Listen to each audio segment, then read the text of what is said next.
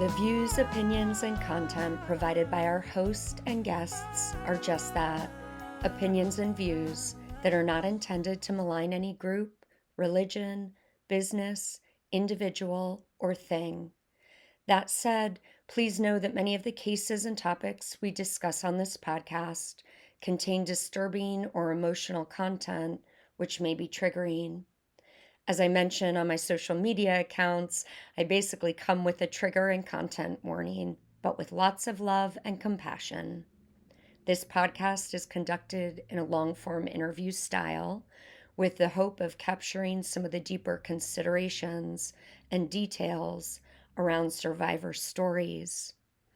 We also hope to help those on the outside who are caring about survivors in a group of high demand, high control, by sharing their perspective and struggles, and also expert voices intended to help us unpack some of the complicated considerations around topics related to cults. Welcome to Season 2 of the Project Hope podcast. I'm your host, Jennifer. As many of you know, I am a cult survivor myself. For anyone interested, you can hear the story of how I got in and how I got out in Season 1, Episodes 1 and 2. The beginning of this year, 2023, actually marks my 11 years of being out, and I am so super grateful for the ways my life has unfolded since. I now work with survivors of coercive control, and I'm going to take a moment here to define this term, as one of my heart's desires is to help society at large better understand coercive control in cases that are not just culty, but across the globe. I view coercive control as a social issue. It's at the heart of cases where women and girls are murdered. We find coercive control in one-to-one relationships that are intimate, in gangs, sex trafficking, and cults of all types. I have a master's in the psychology of coercive control, and I'm just beginning a new element of my career as an expert witness for legal cases that involve coercive control. As a certified trauma professional, I work with survivors. I'm especially excited to be offering a group survivor program for cult and religious abuse recovery. So this is not a support group, but rather a healing program. It's based on my certification in the incredible work of Dr. Jilly Jenkinson, who gathered decades of research on survivors to create a body of work that I would consider to be the most comprehensive and flexible approach I've come across in this field. We will meet every other week for 6 months, and registration will open in February of 2023 for those interested. Lastly, I am also a research associate at Salford University and explore topics related to coercive control. So let's jump back into a basic understanding of coercive control before I introduce the next episode. Coercive control is a strategic pattern of behavior designed to exploit, control, create dependency, and dominate. The victim's everyday existence is micromanaged, and their space for action, as well as potential as a human being, is limited and controlled by the abuser. Initially, the victim may be drawn into the relationship with love bombing and charm. Then gaslighting, isolation, economic control, and financial abuse can take place alongside rules and regulations that are gradually introduced over time and change at the whim of the abuser. The victim knows there are consequences if rules are broken, and they apply to the victim rather than the perpetrator, creating a double standard. Over time, coercively controlling behavior erodes the victim's sense of self, their confidence, self-esteem, agency, and autonomy. The abuser creates an unreal world of contradiction, confusion, and fear. It may be helpful to know that 51% of victims do not even know that they are being abused, manipulated, and controlled. Coercive control correlates significantly to serious harm, and in many cases, in intimate partner violence, it precedes homicide. These can be difficult topics to grapple with, so I truly hope that this podcast helps to protect you and those you love with helpful voices and information. If you appreciate the podcast, please let us know by subscribing and comment with kindness. And always think critically, trust your intuition, and be free. It's such a pleasure for me to share this pre-season 2 launch bonus episode with Jaia Suri, who is the musician featured on season 2 of the Project Hope podcast. Jaia is also a dear friend and one of my fellow ex-cult survivors. So a little about her. Jaia is a singer-songwriter who has built her career on deeply personal and introspective lyrics and unwavering honesty in expressing her experience through Eastern melodies, unusual tunings, and percussion on the body of her guitar and banjo. The first chapter of her music career took place in her 20s, touring the folk circuit year-round in a veggie-greased power rig. During this time, she released 3 albums with Vagabond Records. I love the album names: Lunatic, Truck Stop Gypsy, and Fire in the Archives, which garnered the praise of Sing Out, Performing Songwriter magazine, and a growing body of fans around the world. I've also included a very cool YouTube clip of Jaia performing on the Sing Out stage. That can be found in the show notes. After a heartbreaking personal experience just prior to the release of her 4th studio recording, Strawberry Hat, Jaia let go of all musical pursuits and joined a monastic Christian mystic order, where she spent the next 7 years intensively practicing meditation and prayer, and eventually ministering as an ordained priest. Finding the work deeply gratifying, though in the end pretty cultish, she left the path and began another more supportive inner path, which continues to fuel her life's work of spiritual development. During the years away from music, Jaia married her husband, pianist Timothy Lynn, birthed 2 precious babies, cared for hundreds of fruit trees as a professional gardener and arborist, and continued to experience life deeply. All the while, songs kept coming. She would jot them down while folding laundry, dream them in the night, and record snippets of them while driving. Her official return to songwriting and recording was prompted by the undeniable passion for expressing beauty, meaning, and authenticity.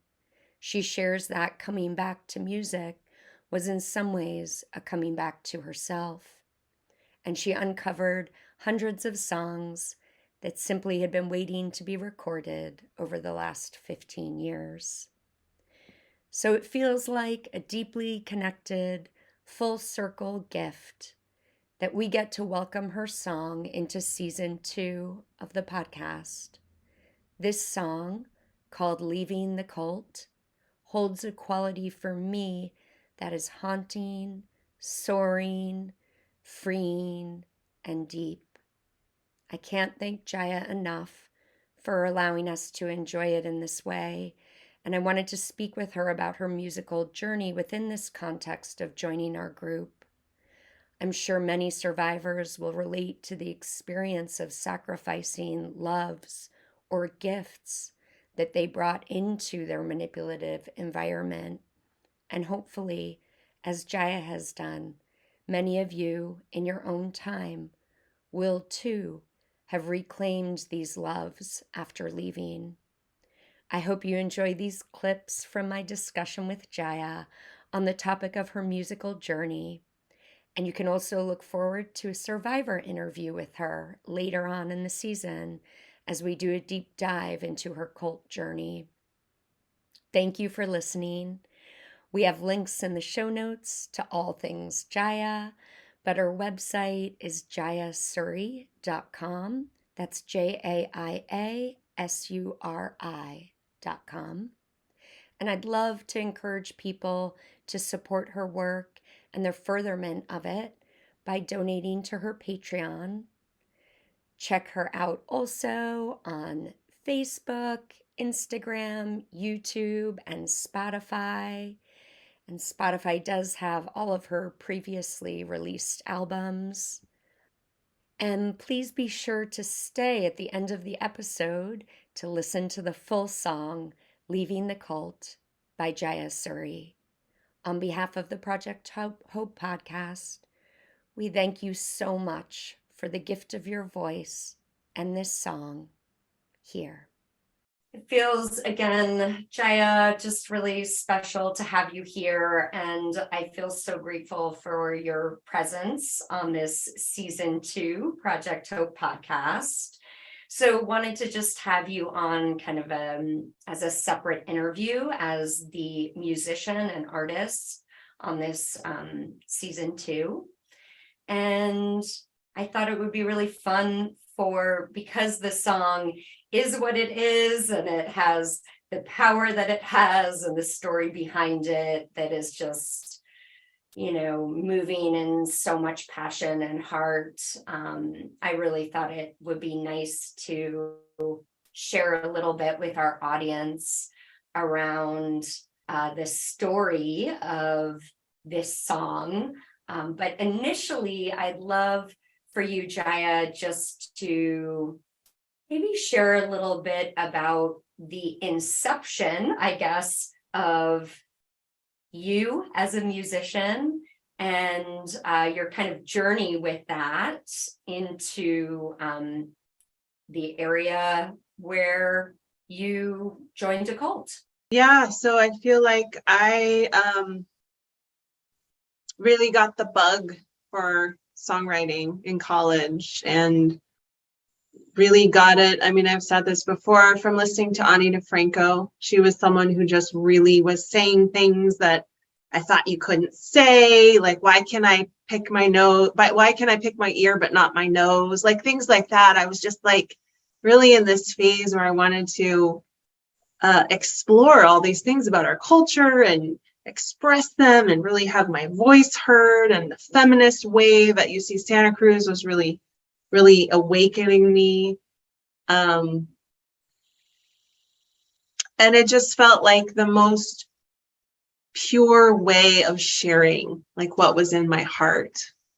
And then adding melody to these thoughts that were in my journal, like the layer, because I was always a writer, I always wrote, but this layer of how we can also bring melody into it was so exciting. It was like someone just handed me this glitter pen to add to my painting, just this exciting element of melody.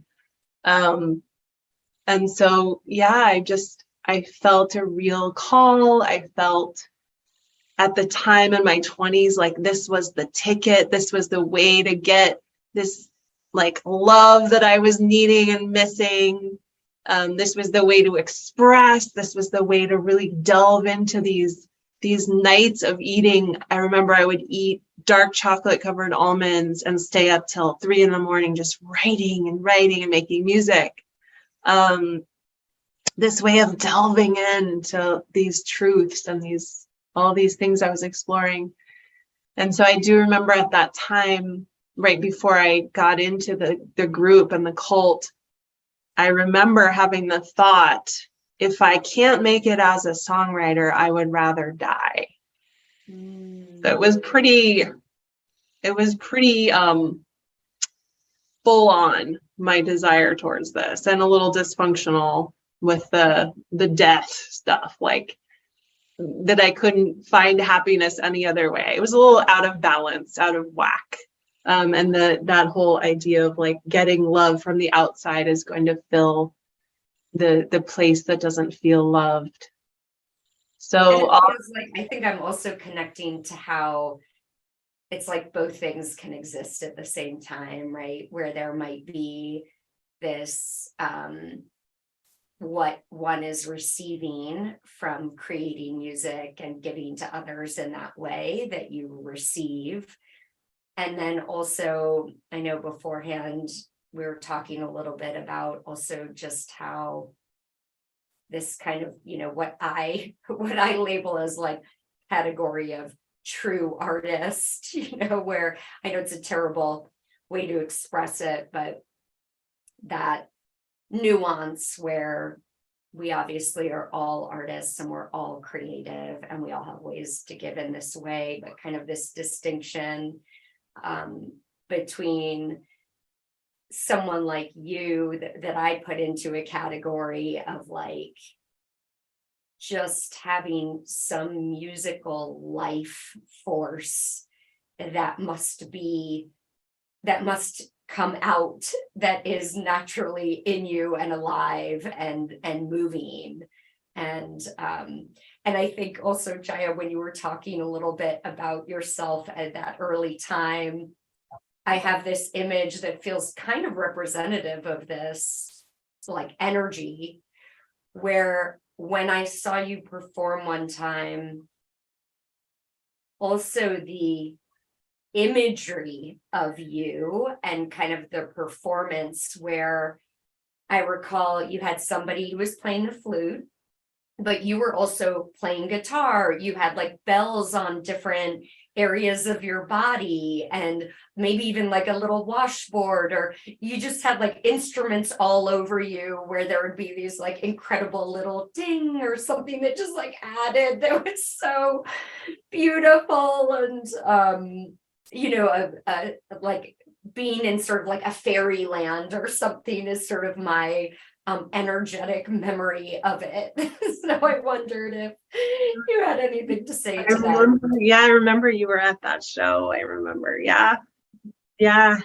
I don't know what to say to that aside from that it felt I know it felt important to play by myself, because I was really against the boyfriend who played guitar for me.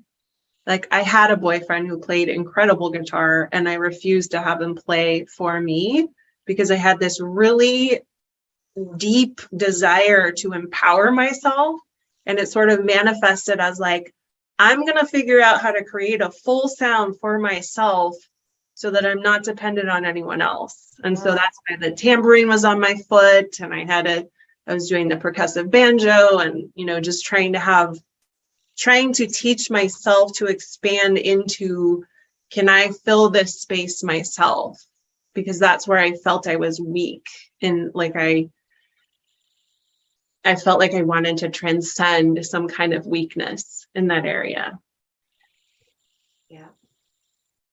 So yeah, I did learn beautiful and magical. Yeah, thank you. I'm glad it was my own healing process. Yeah.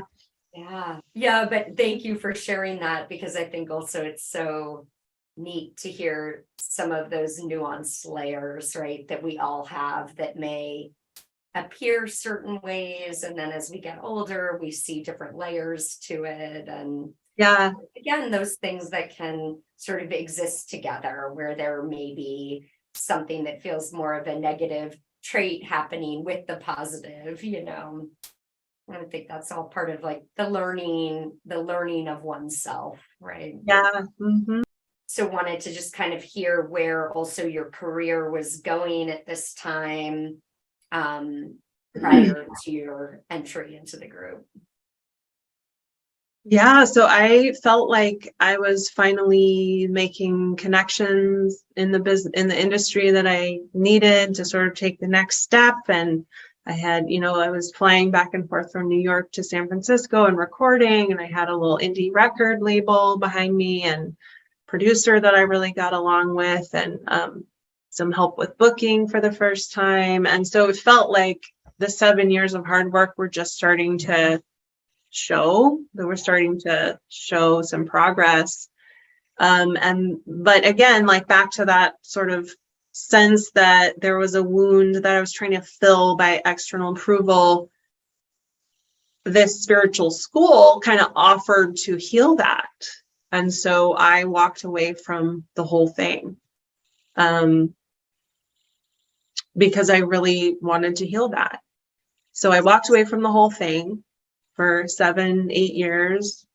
Then I had a family for 7 more years, like married, got a family.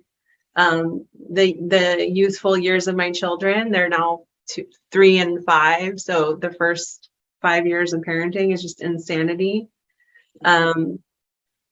So it's been almost 15 years. And now looking back, I don't know if I needed to pull away from music to heal that same thing. I think there could have been a way to do it where I could have done both, but that was the path that I walked, and I don't really have any regrets about it in a certain way. And at the same time, there's moments that I feel really pissed about it.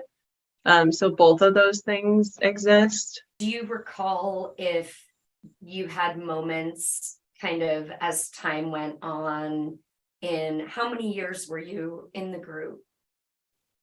7. Okay. Did you have moments during those 7 years where you kind of felt something in you rise up in a desire to create music, or was it just kind of under the surface for those years? Yeah, actually, you just sparked a memory. I remember selling my guitars, and I remember selling my banjo, 2 banjos, to move into Minneapolis, the novice program, which was like a live-in spiritual program.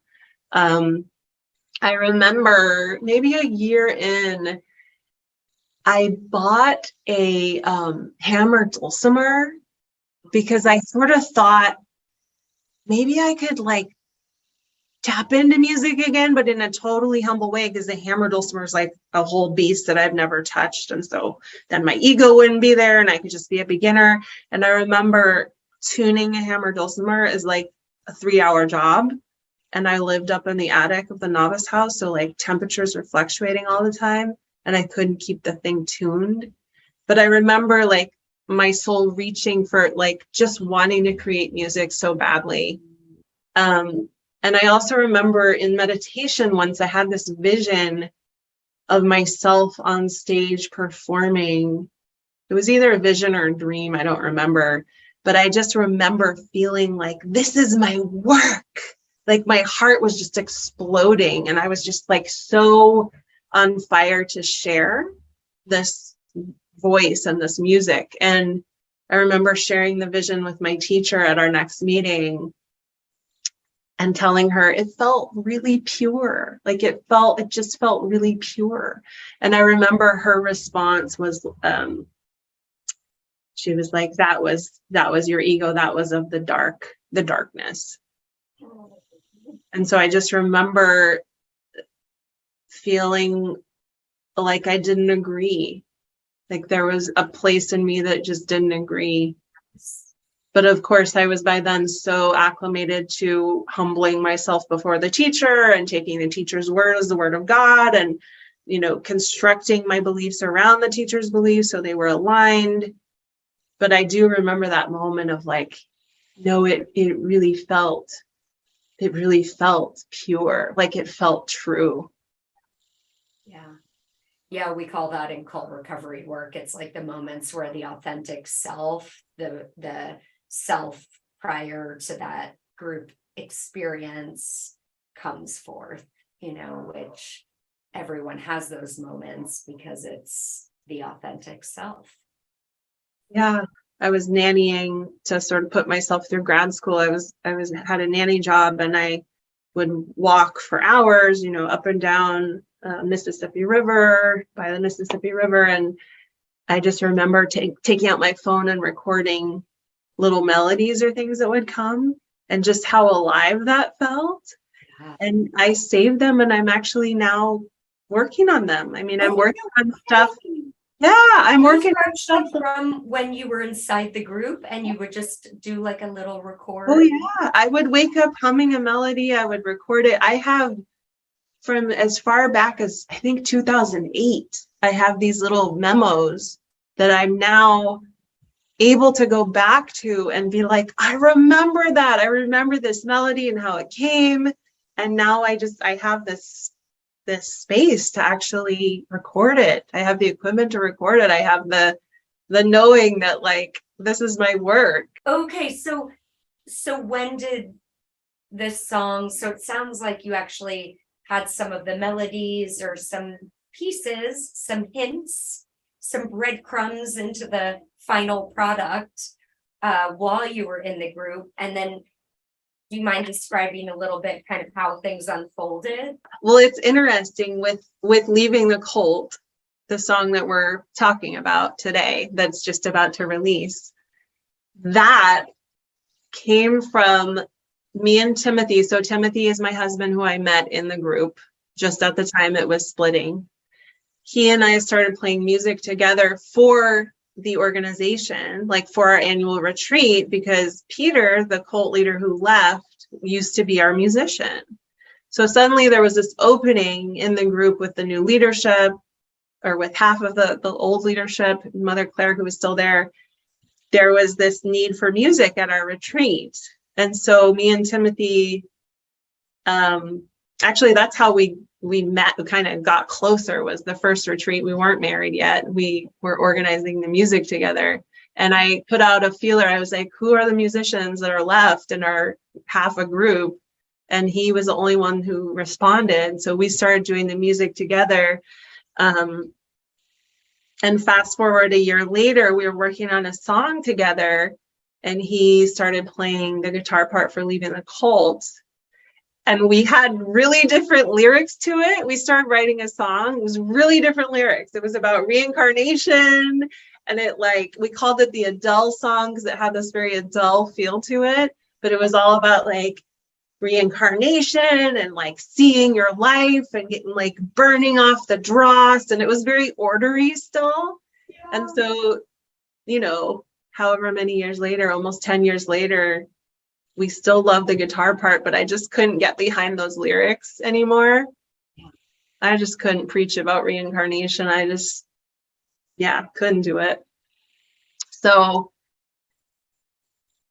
now it's got, that I was looking for what words want to come through this sort of powerful feeling that we had gotten from the first time we were working on it.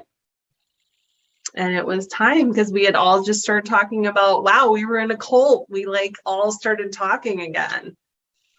So that brought it back and sort of made me want to work through it and look at all the aspects and write it all out and take these pieces that we've all been talking about. So what got me back into songwriting was marrying Timothy, who's also a musician, with a piano in our house. And no more Peter telling us we couldn't make music because it was of the ego.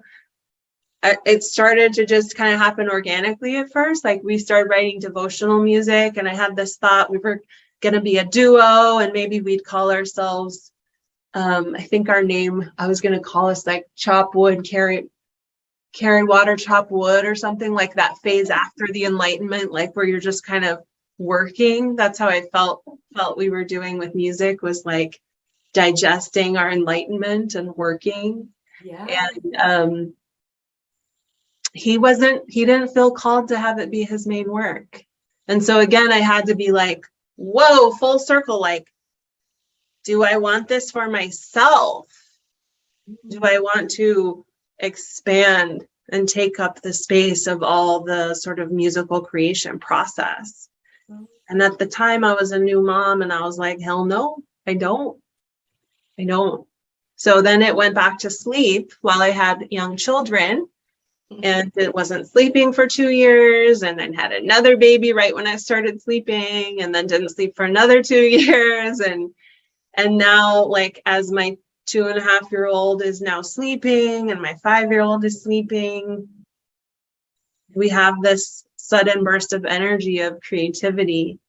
And I feel like it's a little bit like put the cart before the horse. Like we built a studio kind of with the faith that we were moving into this, even before I felt I had the resources or the time. And then right when the studio was done, now I feel like I have the resources and the time. So this song is a part of an album, correct? No, I don't know. That's my mantra these days. I don't know.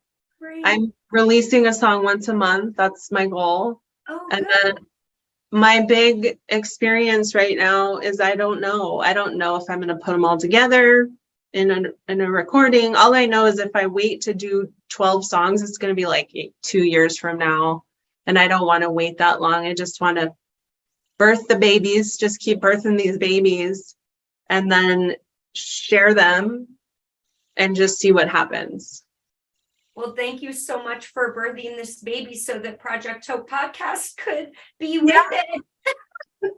Yeah, I'm so glad you get to use it for that and support the work that you're doing.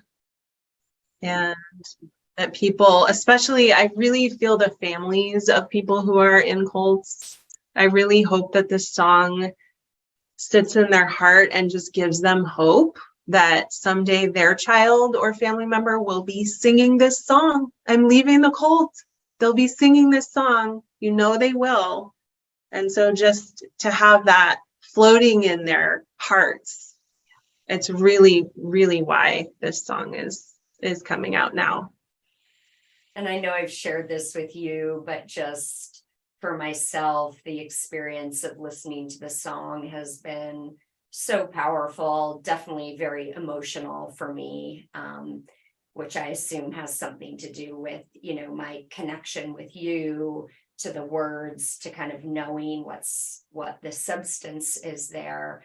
But also really, Jaia, your voice is just so beautiful and amazing. And I think I've shared with you that this song, to me, there's something about the soar of it that just feels like the wings of freedom that might carry us survivors, and so I have had this song in my head so many days. I really do think that as people hear this song, it's going to be one of those ones that they kind of carry with them, and that comes up and out in kind of interesting moments, I'm sure. Yeah, thank you for sharing that. One of the things I do wonder about is just in terms of kind of your current experience and your experience maybe either singing this song, performing this song, or creating other songs.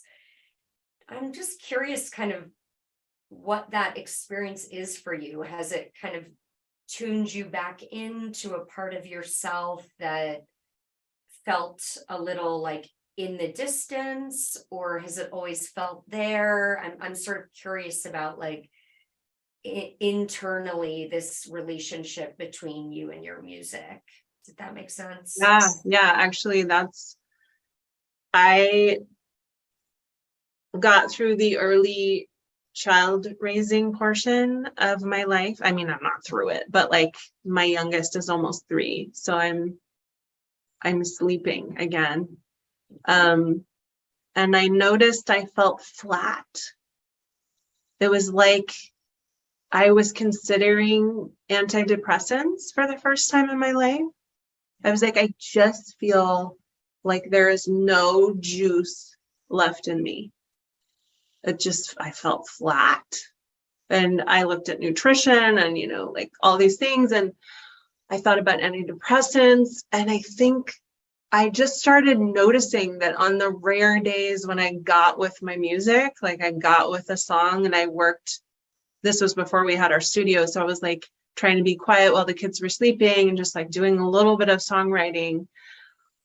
It was like the light went on. Like I was just like juiced and suddenly I wasn't tired anymore. And suddenly I could stay up for hours and I felt like I was alive again. And so I do truly believe that artists need to create to feel fully in, what's the word? Fully lit, just fully lit. I mean, you can go through life not feeling fully lit. And that's, some people do that. But for me, like, I know the difference now.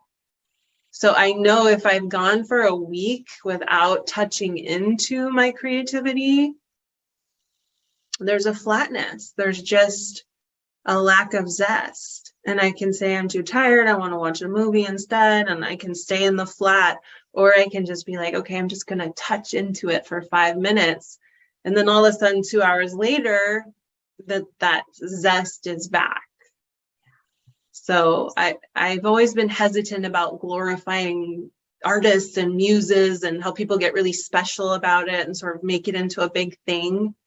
But I now truly believe that there is just some very practical fact about it, that like we just aren't really thriving unless we're touching into our creative outlet, whatever it is. Yeah. Thank you for sharing kind of the intimacy of that discovery with us. It's really sort of interesting to think that this song in particular also began while you were in the order. Yeah, still at the tail end of the order. And there's a lot of songs, like I'm just looking up at my wall where I clip all the songs. There's songs that I started while I was in the novice program. And it's just, it's really neat that it wasn't really a fire that could be put out, like that it kept popping up. And I think that's what happens when you're in a cult. It's like temporarily you can join the group mind and you can join what the group values. And, I was spending an incredible amount of volunteer hours. Like I was visiting old people in the nursing homes and praying with them all weekend and then serving all week. And, that's a beautiful thing. Like there's nothing wrong with that, but it wasn't my thing. It was a good stretching of my comfort zone. There were certain ways that I grew that I wouldn't have grown. Certain aspects of myself I tapped into, but it wasn't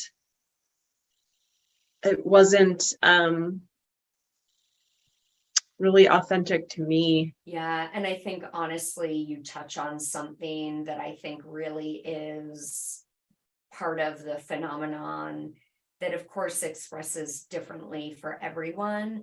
But I think people tend to be kind of quick to want to at least make parts of it good. And likely everybody did have parts of things that were good, right? Otherwise we wouldn't stay in cults. So usually there are parts that are good, but I think where sometimes survivors do themselves a disservice is that our auto reaction is to go, somehow I needed that, or there were these good parts. Mm. And I can just say for myself personally that there have been certain things that I've had to really look at and sort of go, oh, yep, I definitely appreciated like my deepening spirituality, right? That's one that I feel very grateful for. I was definitely having incredible experiences in that regard. But at some point, I really had to look at that seriously and go, but might I have had those experiences in a way where I could have been unfettered and free while having them? Yeah. And I think the answer to with that less damage. Yeah, with less damage done, for sure. Right. Yeah, for sure. And I think that's sort of where sometimes there's a temptation to dismiss, because we can make good out of it. But it is fascinating to me when people who have like this artistry inside of them, it is very common. And again, everyone's journey is different. And sometimes, honestly, people are so severely harmed that it really takes them a long time to get back to loves that they had. right? Because they can't even imagine having any desires or needs, Yeah. which are normal human things to have. So it really, like, it's amazing to me. And it does bring a lot of hope, I think, when we have stories also like yours, where there really was this artistry that was blooming inside of you, and that actually that flame, first of all, never even left. It didn't even get completely squashed. It popped out when you were taking your long walk. Hammer dulcimer attempt. Yeah. Right. But then that it actually has kind of journeyed this time with you and has now come out in something that is part of your life experience and journey. To me, it really does feel like that touch point, again, circling back to, or honoring, or whatever we want to call it, true recognition of one's authentic self that just kind of must come forth at some point. Yeah. And it survived parenting too, which, like, I feel like almost like parenting can be another cult, because you can so easily put your desires aside for those years and sort of make it all about the children. The children become the cult leader in this analogy. This is a little stretch, but I'm just seeing, I think many parents are going to appreciate this. relate a little bit of, like, yeah, putting aside all your desires to where your desires actually feel hard to connect with. It's like, it's similar in a cult. Like, you're so used to putting aside your needs and your desires and deferring to the greater power. And with parenting, it's like the greater noise volume, the screaming, like, or, whatever is your thing, your flavor. Like, for me, it's like giving up myself for these children, giving up my desires. So I feel like, yeah, almost coming out of two back-to-back cults, like the cult of the order and then the cult of parenting. And now it's like tapping into artistic expression again is a long time coming. So I feel like I hear about, other people with writer's block, or songwriters who, like, don't write songs for many years because I don't have that issue. I have more of, like, I have a backlog of 15 years of material that's just, like, wants to come out.